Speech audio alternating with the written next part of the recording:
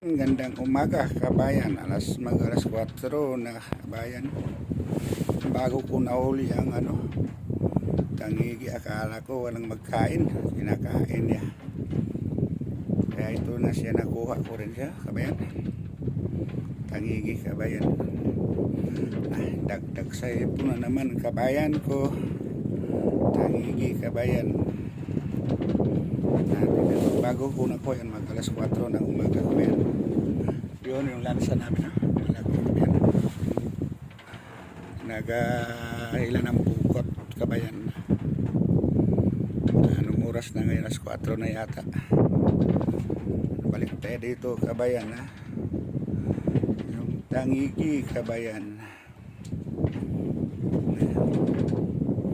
Pwede na rin kabayan, dagdag sa ipon kabayan.